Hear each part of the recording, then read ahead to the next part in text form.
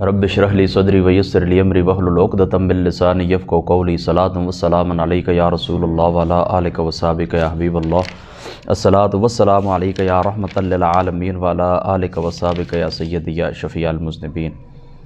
ہماری 33 مجلسیں مکمل ہو چکی تھیں درس قرآن کی، اور 33 ہمارے رکوع بھی مکمل ہو چکے ہیں۔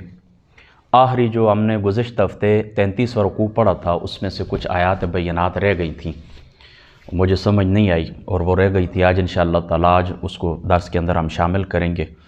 آج ربیع الاول شریف کی 23ویں شب ہے، 24ویں شب ہے، 1444 ہجری ہے، اور اکتوبر کی 20 تاریخ سن 2022 ہے، اور جمعرات کی شب ہے۔ اب جو رکوع ہم پڑھیں گے پہلے میں آپ کے سامنے تلاوت کرتا ہوں۔ اعوذ باللہ من الشیطان الرجیم، بسم اللہ الرحمن الرحیم۔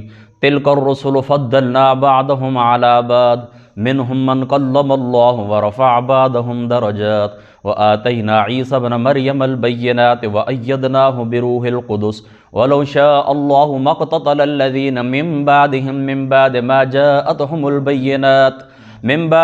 جاءتهم البینات ولكن اختلفوا فمنهم من آمن ومنهم من كفر ولو شاء الله ما اقتتلوا ولكن الله يفعل ما يريد يا أيها الذين آمنوا أنفقوا مما رزقناكم من قبل أن يأتي يوم لا بيع فيه ولا خلة ولا شفاعة والكافرون هم الظالمون۔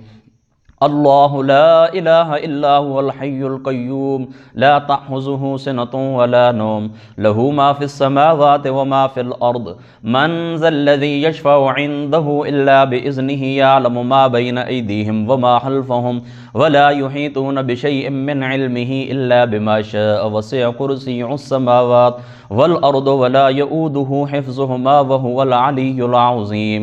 لا إكراه في الدين قد تبين الرشد من الغي فمن يكفر بالطاغوت ويؤمن بالله فقد استمسك بالعروة الوثقى لا انفصام لها والله سميع عليم۔ الله ولي الذين آمنوا يخرجهم من الظلمات إلى النور والذين كفروا أولياؤهم الطاغوت ويخرجونهم من النور إلى الظلمات اولئک اصحاب النار هم فیہا خالدون۔ صدق اللہ العظیم وصدق رسولہ النبی الکریم الامین۔ یہ ہمارا 34واں رکوع تھا۔ اب دیکھیں اللہ تعالیٰ فرماتا تلک الرسل، یہ سب رسول، فضلنا بعضهم علی بعض، ہم نے فضیلت دی ہے ان میں سے بعض کو بعض کے اوپر۔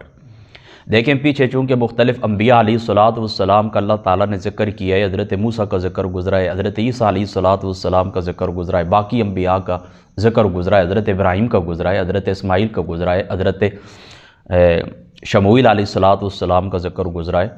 تو اب ذہن کے اندر یہ سوال پیدا ہوتا ہے کہ ان کا آپس میں تعلق کیا ہے، یعنی ان کا آپس میں فضیلت کیا ہے، کیا سب آپس میں برابر ہیں یا ایک دوسرے کے اوپر ان کی کچھ فضیلت بھی ہے۔ یہاں پر یہ بات آپ نے یاد رکھنی ہے کہ نفس نبوت کے اندر تمام انبیاء علیہ السلام برابر ہیں، کسی نبی کو کسی نبی کے اوپر نفس نبوت کے اندر کوئی فضیلت حاصل نہیں ہے، یعنی نبوت کے اندر سارے انبیاء برابر ہیں۔ اللہ تعالیٰ نے رسالت عطا فرمائی، اللہ تعالیٰ نے نبوت عطا فرمائی۔ امام قرطبی صاحب رحمۃ اللہ تعالیٰ علیہ آپ نے اس مقام کے اوپر لکھا ہے کہ آقا علیہ السلام کے جتنے بھی فرامین وہ جو آپ کو نظر آتے ہیں کہ حضور علیہ السلام فرماتے ہیں کہ مجھے یونس کے اوپر فضیلت نہ دو، مجھے فلاں انبیاء کے اوپر فضیلت نہ دو، ان سب کا مفہوم یہی ہے، یعنی ایک مفہوم تو یہ ہے کہ اس انداز میں کسی نبی کو دوسرے نبی کے اوپر فضیلت نہ دیں کہ دوسرے کی توہین لازم آئے، ایک تو یہ معنی ہے۔ اور دوسرا معنی یہ بھی امام قرطبی فرماتے ہیں میرا پسندیدہ یہ کہ جہاں پر حضور علیہ السلام نے منع فرمایا اس سے مراد نفس نبوت ہے، یعنی نفس نبوت کے اندر کسی نبی کو کسی نبی کے اوپر فضیلت حاصل نہیں ہے۔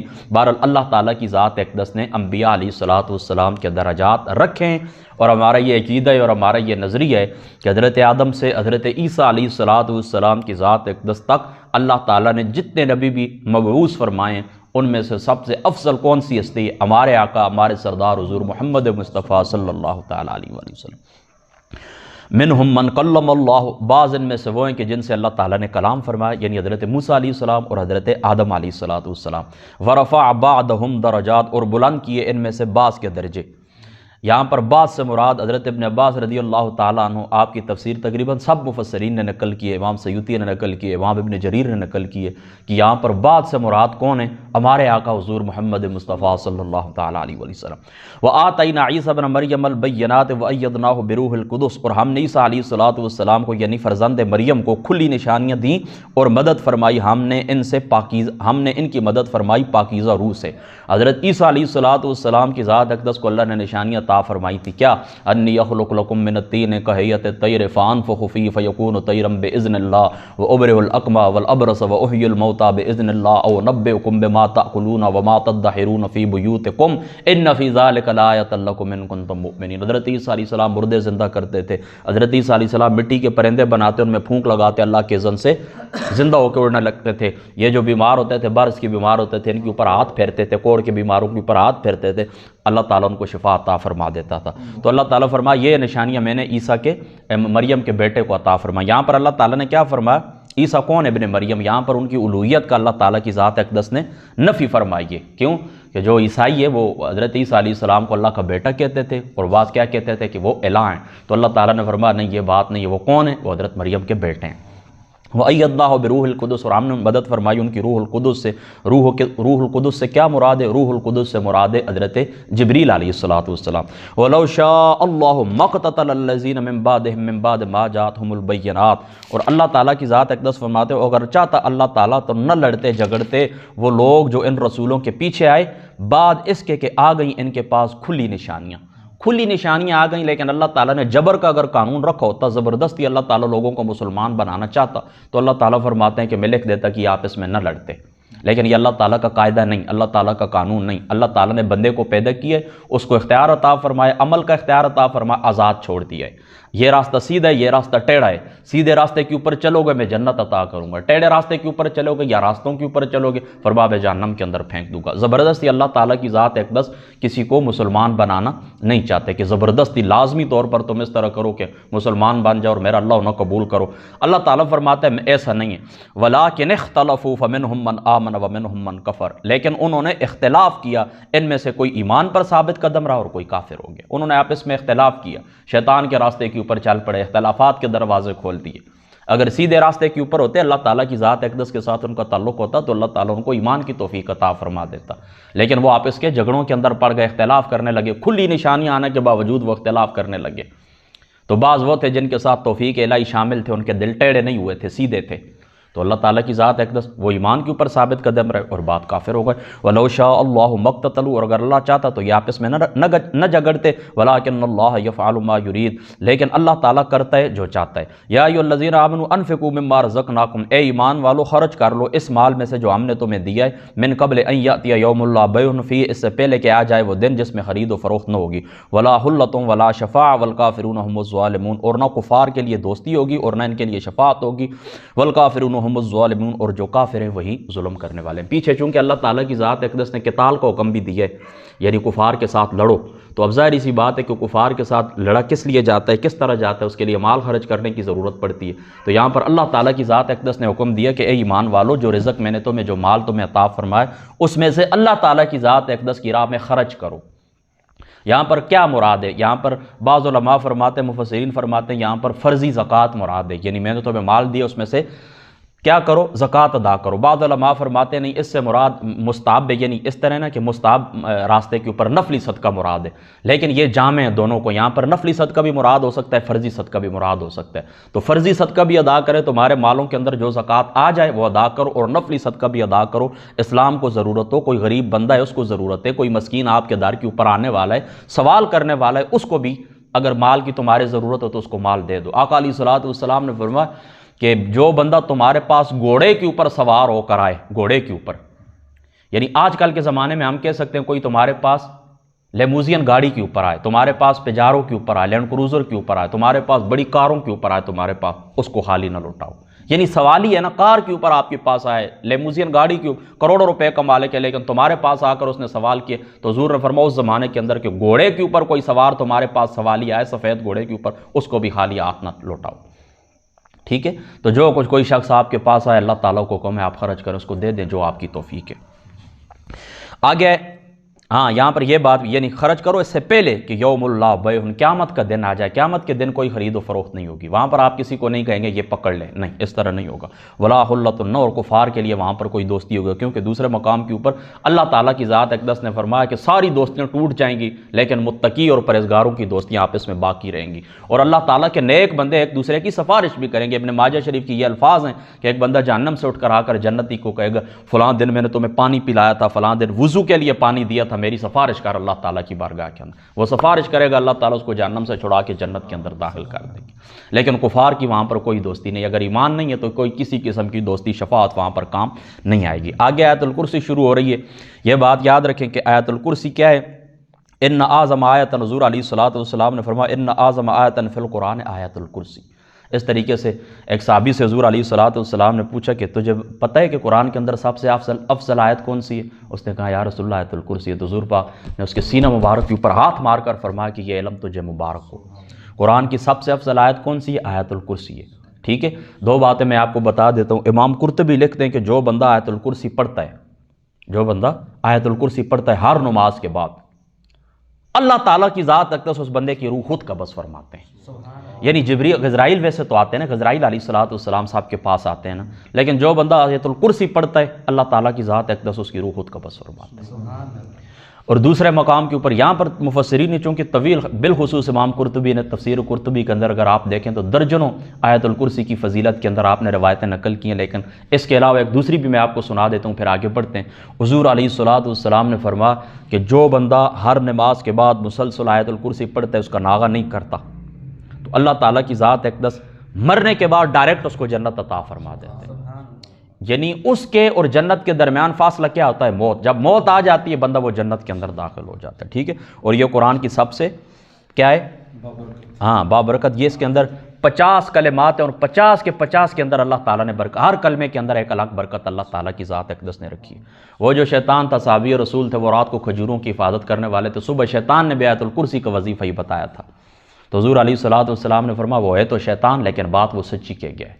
آیت الکرسی پڑھنے والے کی اللہ تعالیٰ مال کی حفاظت فرماتا ہے، جان کی حفاظت فرماتا ہے۔ صبح کے وقت آپ آیت الکرسی کی تلاوت کریں، شام تک اللہ تعالیٰ حفاظت فرماتا ہے، شام کے وقت پڑھیں، صبح تک اللہ تعالیٰ کی ذات اقدس حفاظت فرماتے ہیں۔ لہٰذا رات کو سونے سے پہلے ضرور پڑھا کریں، اور ہر نماز کے بعد پڑھیں تو وہ بندہ ڈائریکٹ اللہ تعالیٰ اس کو جنت عطا فرما دیتے ہیں۔ اللہ لا الہ الا ہو، کوئی عبادت کے لائق نہیں بغیر اس رب کے، الحی القیوم، جو زندہ ہے اور سب کو زندہ رکھنے والا ہے، جو زندہ ہے یعنی وہ ہستی جو کائنات کی ہر چیز کی تخلیق، نشو و نما اور بقا کے لیے تدبیر فرمانے والی ہے۔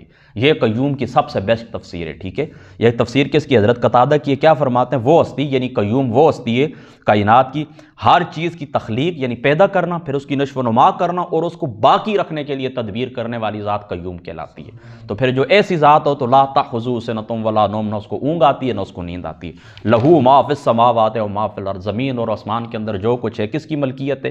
اللہ تعالیٰ کی۔ من ذا الذی یشفع عندہ الا باذنہ، اللہ تعالیٰ کے پاس سفارش ہوگی، یہ بات یاد رکھیں، لیکن اس کے اذن سے، اس کے اذن سے، اس کی اجازت سے۔ یعلم ما بین ایدیہم وما خلفہم، جانتا ہے وہ اللہ تعالیٰ جو ان سے پہلے ہو چکا اور جو ان کے بعد ہونے والا ہے۔ پہلے سے مراد دنیا ہے، یعنی یعلم ما بین ایدیہم سے مراد دنیا ہے، اور وما خلفہم سے مراد قیامت ہے، آخرت ہے۔ اللہ تعالیٰ سب کا علم رکھتا ہے۔ ولا یحیطون بشیء من علمہ، اور وہ نہیں گھیر سکتے کسی چیز کو اس کے علم سے مگر جتنا وہ چاہے، الا بما شاء۔ وسع کرسیہ السماوات والارض، سما رکھا ہے اس کی کرسی نے آسمان اور زمین کو۔ کرسی سے کیا مراد ہے یہ بات یاد رکھیں۔ کرسی سے مراد بعض علماء نے تعویل کی ہے، بعض علماء نے تعویل کی ہے کرسی سے مراد اللہ تعالیٰ کا علم ہے۔ وسع کرسیہ السماوات، اللہ تعالیٰ نے سما رکھا اس کی کرسی نے، یعنی کائنات کے اندر جو کچھ بھی اللہ تعالیٰ کے علم کے اندر ہے، اللہ تعالیٰ کا علم اس کائنات کی ساری ہر ذرے کو کیا ہے؟ محیط ہے۔ اور بعض علماء نے فرمایا کہ ہو سکتا ہے، ممکن ہو کہ کرسی جس طرح کرسی ہوتی ہے اس ٹائپ کی کوئی کرسی موجود ہو اور وہ اللہ تعالیٰ نے اقتدار کے نشان کے طور کے اوپر رکھی ہو۔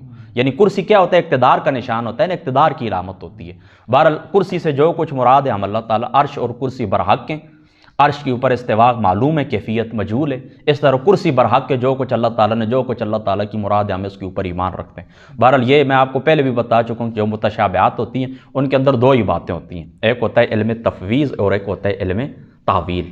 تفویض اللہ سے، اللہ کے حوالے مراد کرتے ہیں، اور ایک تعویل کی جاتی ہے۔ اگر کرسی کی تعویل کی جائے تو اس سے مراد اللہ تعالیٰ کا علم ہے، جس طرح کہ بعض نے فرمایا ہے، بعض مفسرین نے۔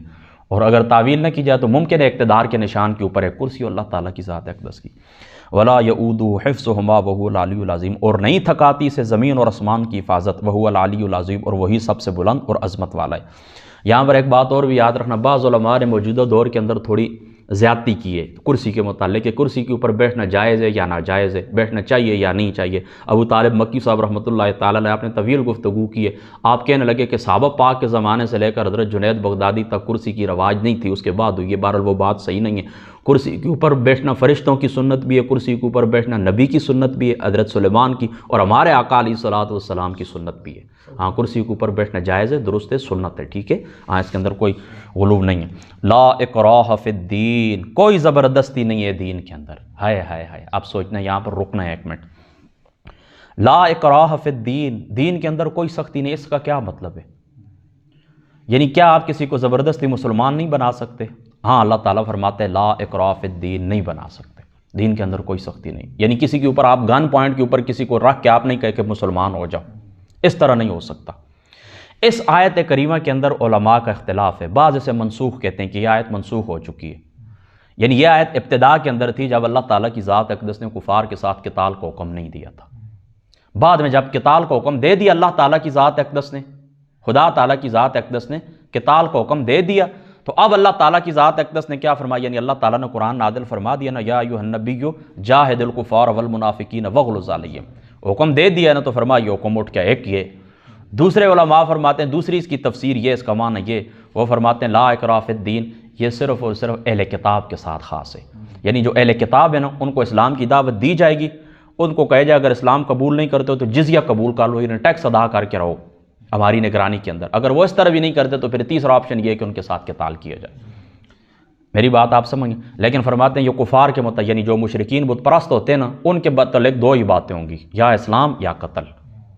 اور تیسرا یعنی 6 اس کے اندر مطلب یہ علماء کے اقوال ہیں. بہرحال تیسرا میں آپ کو بتا کے آگے بڑھتا ہوں. تیسرا یہ کہ یہ آیت اہل کتاب کے قیدیوں کے متعلق نازل ہوئی ہے.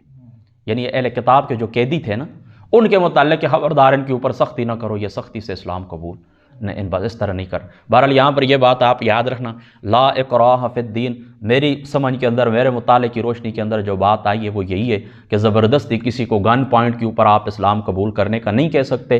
لیکن اس کے ساتھ یہ یاد رکھنا کہ اللہ تعالیٰ کے دین کو بلند رکھنے کے لیے، اس کے دین کو قائم کرنے کے لیے آپ نے کوشش ہر صورت کے اندر کرنی ہے.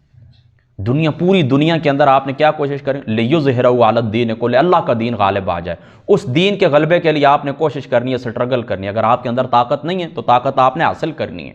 بدی کا جتنا بھی نظام ہے، طاغوتی جتنا بھی نظام ہے، اس نظام کو آپ نے توڑنے کی کوشش کرنی ہے. بعض لوگ اس طرح کرتے ہیں نا کہ وہ اس آیت کو سامنے رکھتے لا اکراہ فی الدین کہتے بس چھوڑ ہی دیں سب کچھ، اپنی دعوت لوگوں تک پہنچائیں. نہیں، بدی کے نظام کو توڑنے کے لیے اور اسلام کا نظام نافذ کرنے کے لیے، خدا کے دین کا نظام نافذ کرنے کے لیے آپ نے کوشش کرنی ہے. اب جس وقت آپ کی حکومت قائم ہو جائے نا تو نیچے جو لوگ ہیں اسلام قبول کرتے ہیں ٹھیک ہے، نہیں کرتے نہ کریں، ٹیکس دے کر رہے ہیں، آپ کے باج گزار بن کر رہے ہیں، بس بات اتنی سی بات ہے. ٹھیک ہے.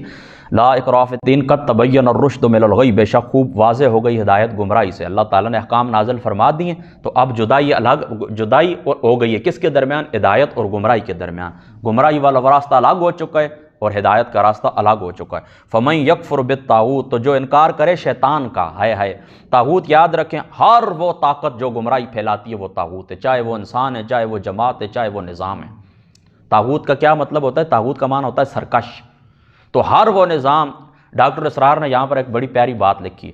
وہ لکھتے ہیں کہ غیر اللہ کی حاکمیت کے تحت جو نظام بھی بنے وہ طاغوت ہے. اب پاکستان کے اندر اسلامی عدالتیں نا غیر شرعی قانون اگر پاس کریں اور غیر شرعی وہ فیصلے کریں، اللہ رسول کے فیصلوں کو سامنے نہ رکھیں تو وہ طاغوت ہے. ہماری جو مقننہ ہے پارلیمنٹ ہے، اللہ رسول کے قوانین کے خلاف وہ قوانین پاس کرے تو وہ کیا ہے؟ وہ طاغوت ہے. یعنی غیر اللہ کی حاکمیت کے سائے میں بننے والے ہر نظام طاغوت ہے، ہر فرد طاغوت ہے، ہر ادارہ طاغوت ہے. تو سب سے پہلے دیکھیں نا، کلمہ بھی پڑھتے ہو تو پہلے نفی کرتے ہو، لا کوئی معبود نہیں ہے، اس کے بعد اقرار آپ کرتے ہیں. تو سب سے پہلے یہ طاغوتی جتنی بھی طاقتیں ان کا انکار. تو اللہ تعالیٰ فرماتے ہیں فمن یکفر بالطاغوت ویؤمن باللہ فقد استمسک بالعروۃ الوثقی، تو جو انکار کرے شیطان کا اور ایمان لائے اللہ کے ساتھ تو اس نے پکڑ لیا مضبوط قلعہ. دریا کے اندر آپ سفر کرتے ہیں نا، کس کے اندر؟ جہاز کے اندر. وہاں پر آپ نیچے گر گئے نا تو کسی کنڈے کو آپ ہاتھ ڈال لیں نا، مضبوط کنڈے کو تو وہ زندگی کی ضمانت ہے، لیکن کنڈا کمزور ہوگا تو پھر کیا ہوگا؟ آپ ڈوب جائیں گے۔ تو اسلام کیا ہے؟ مضبوط کنڈا ہے جس کا دامن پکڑ لیا، اور وہ کیا ہے کہ طاغوت ہر طاقت سے آپ نے نفی کرنی ہے، ہمارا اس کے ساتھ کوئی تعلق نہیں، اللہ کے ساتھ تعلق ہے۔ تو یہ ایک وہ مضبوط کنڈا ہے نا کہ جس کو آپ نے پکڑ لیا، لن فصام لہا، یہ ٹوٹنے والا نہیں ہے، واللہ سمیع علیم، اور اللہ تعالیٰ سب کو جاننے والے۔ اللہ ولی الذین آمنوا، اللہ تعالیٰ مددگار ایمان والوں کا، یخرجہم من الظلمات الی النور، جو انہیں اندھیروں سے نکالتا ہے نور کی طرف، وہ گمراہیوں سے بدیوں سے نکال کر ہدایت اللہ تعالیٰ تمہیں عطا فرماتے تھے۔ والذین کفروا اولیاءہم الطاغوت، اور جنہوں نے کفر کیا ان کے ساتھی شیطان ہیں، یخرجونہم من النور الی الظلمات، وہ صاف راستے سے اٹھا کر ان کو برے راستے کی طرف لے کر چلے جاتے ہیں۔ اولئک اصحاب النار هم فیہا خالدون، یہی وہ لوگ ہیں جو دوزخی ہیں اور اس دوزخ کے اندر یہ ہمیشہ رہنے والے ہیں۔ سمجھ آئی آج کے درس کے اندر جو باتیں یہ سمجھ آئی؟ کوئی بات آپ کو نہیں سمجھ آئی، آپ مجھ سے پوچھنا چاہیں تو آپ پوچھ لیں، کوئی ہے سوال آپ کا؟ چلو اللہ تعالیٰ کی ذات عمل کی توفیق عطا فرما۔